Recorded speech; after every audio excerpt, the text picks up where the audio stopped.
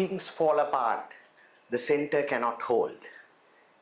W.B. Yeats, 1990, from the second coming, seems to paint a bleak picture, doesn't it? Now, we need to examine the context on which this particular statement was made way back when. This was a time of change. 1919, right after the First World War, what had happened? Institutions were changing and empires were falling. So, tectonic changes were happening. Now, why do I bring this particular statement at this particular juncture? Has to do with certain changes that are happening now. If you look at the advent of AI, especially how AI has gone mainstream, of course, I do not think I need to convince any of you how much far-reaching AI has become, how it is going to affect every aspect of life on every one of you. However, the reason I picked this specific Yeats quote is because it talks about the center.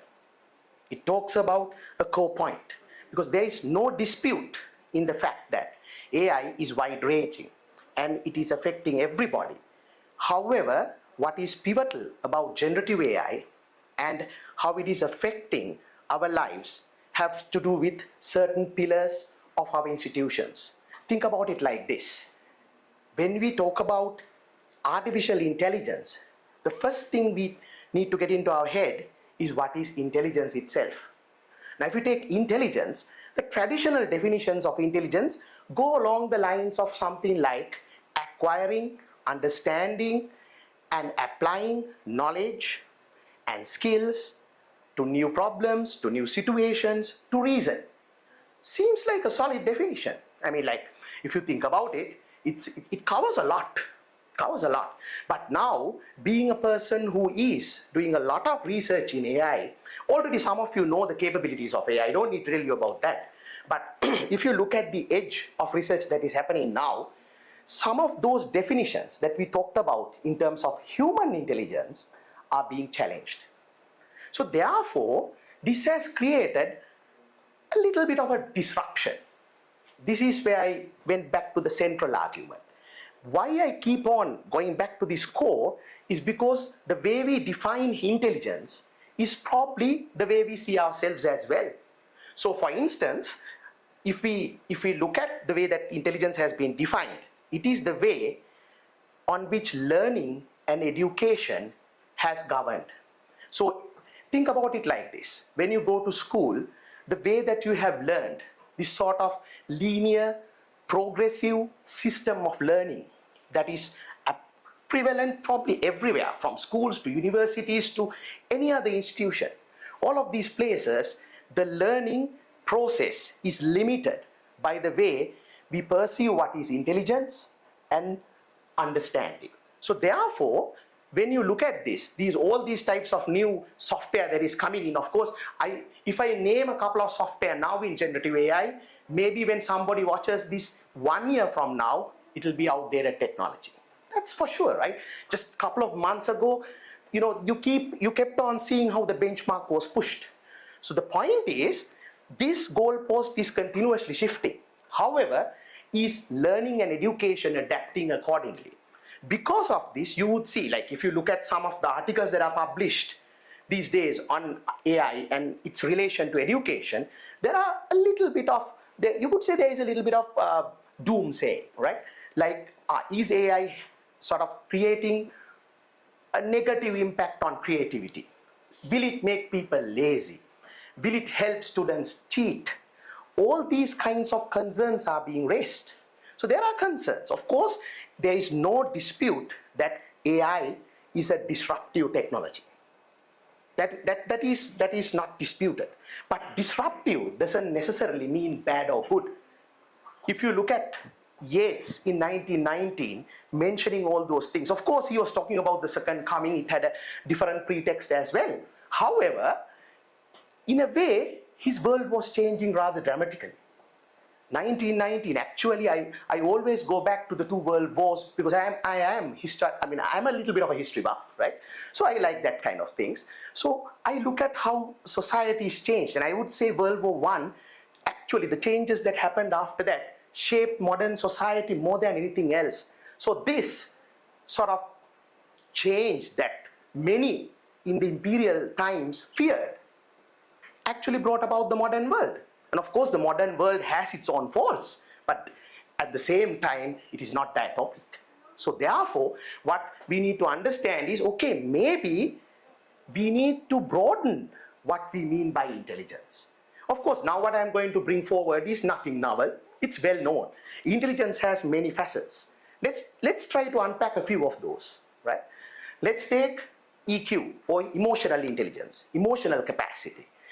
That is a person's ability to feel, to read others, to read situations, to lead people, to manage people.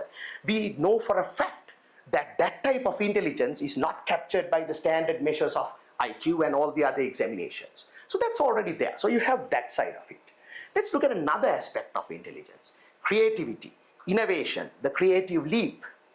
Now, of course, there is research going on where people are questioning, okay, is AI creating? Now, of course, that by itself is a whole other topic, but I want to put forward something mentioned by a Nobel laureate, a very famous guy who I hold in high regard, Roger Penrose. Roger Penrose continuously debates what are the bounds of AI? What are the bounds imposed on artificial intelligence due to the computational machines on which AI runs? So these things actually bound AI's capability, and he reasons that intelligence is one who has a consciousness, and consciousness is uncomputable. So in his reasoning, that particular bound cannot be reached by a human machine. Of course, that is bounded by the physics of today. Things might change later. But the point of it is, even a guy like Penrose is trying to redefine intelligence. Why is that? AI is pushing the goalpost. So this is the message here. Let's take one last aspect of intelligence: existential curiosity. We know that we exist, and as we exist, we are curious about our existence, about the universe around us, its origins. Why are we here? Its progression. Is it going towards something? Those questions, those form another brand of intelligence. So the point that I am making here is that intelligence is vast, it's messy, it's wide-ranging. It is not controlled. It's not something that you can box in. Therefore, only if you have a limited view of intelligence would generative AI or any other software feel threatened. Now, just think about it like this. When way back, like, I don't know, maybe decades back, when the calculators and some other rudimentary computational machines were coming about, people had concerns. People were worried. Will this affect human computational capability? Will people become lazy? Will the analytical mind, the logical mind just go away from people, youngsters of that generation, right? But rather ironically, because those rudimentary computational machines freed up our mind, think of it like this: because those machines now took care of those menial tasks, humans were able to focus on things on a higher cognitive domain. And because of that, ironically, for instance, AI came into being. So the way for you to look at this is, actually think of AI as something that frees you up from menial labor. Menial labor, the goalpost is shifting. Menial labor now could mean generating a report, writing a code, drawing a picture of a certain sense. So these bounds are shifted. The point is, we just need to realign ourselves. The center is not breaking apart, it just needs re-evaluation. Just to give you a little bit of insight onto how this can be done. I'm an engineer, I do lectures, I teach, I research, so I learn, I do all these things. And when you talk about generative AI software, one of the places I use generative AI is very much like what I would do with my human colleagues or with myself. I am a person who likes to brainstorm a lot, debate with people, get perspectives. That's why I like certain events where ideas are exchanged and new points of view come into play. So therefore, what I do is, now engineering has these concepts like thermodynamics, you have probability, you have concepts of probability, or you could have, Fourier analysis, all these quantum mechanics, all these things come together. But the point of the matter is, with generative AI, what I do is, for something that I already have an expertise on, AI is a nice tool to bring new perspectives in. For instance, how does time and frequency in Fourier analysis connect to position and momentum in quantum mechanics. Just concepts, but how do you bring them together? How do you get students to see things from different viewpoints? All these things. Let's try to look at another example, something a little bit more broader, history. Again, we are going back to history. So we know, I mean, any of you, I think we already saw that from many presentations, is that history or many other things are presented in a rather narrative, linear sense, chapter by chapter. It's a linear listing of people and facts and places and treaties and so on and so forth. However, let's imagine we are using AI in this more nuanced sense. Let's say we want to paint a picture of the 1800s. In Europe, Napoleon's wars are coming to an end. And at that time, what is the world situation? How is it affecting Northern America? How are the things that are unfolding in Europe affecting Sri Lanka or India or South Asia? How is this affecting the colonial policies? Now let's get AI to run an alternate history timeline. Let's adjust some of the parameters. Let's say Napoleon did not get defeated during the wars of coalition. And how did that affect us? How would societies have changed?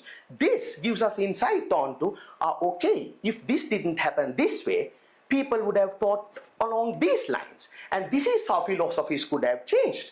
So what this is telling you is that when you learn things, actually, something like history, it gets into your head more if you learn it in this nonlinear sense.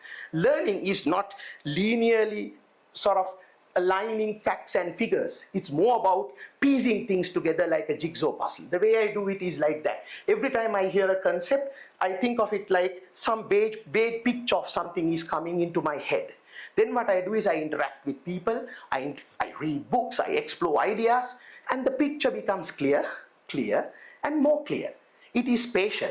It is not linear and narrow. So if you have that particular viewpoint and a broader interpretation of intelligence, I don't think any technology will truly threaten you. It's more about you understanding what that particular technology entails so that you will be able to wield it better. That's more or less the gist of any powerful tool. So therefore, what we need to do is make this an opportunity for change. Of course, these thoughts on education, these sort of inclinings towards independent learning, exploratory learning, project-based learning was already there even before AI came.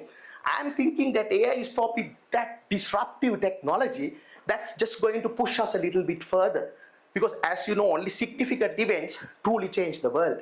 So what I am thinking is the world was crying out for this, and AI was sort of a gift that was given to us to speed things along. Because if you look at education, as many of these young people in the audience would agree, current education is not personalized. It's very linear. It's sort of packaged. It's sort of factory-like. You get things sort of pushed out in sort of very similar packages. Whereas education should be something interactive. So what we need is software tools or learning tools and educators who continuously debate with people, interact with people, and sort of help you become your own, person. But just to give you a bit of an idea, like when it comes to engineering, I use this particular word. Rather than separate into different fields and specializations, I just say we give them guidance and let them become their own engineer. Because different people like different things, and AI is the thing that will help us with the flexibility. So these are the things that I want to sort of give you as an insight onto how we can use AI effectively and how we can redefine learning so that we can make better use of technology. Because remember, things change gradually, then all at once. So therefore, when that happens, should be ready. Because education is something that is for the younger generation, and the younger generation, believe me, is adapting far better. So therefore, if you want your institutions to be meaningful for the younger generation, therefore you need to adapt accordingly. Thank you.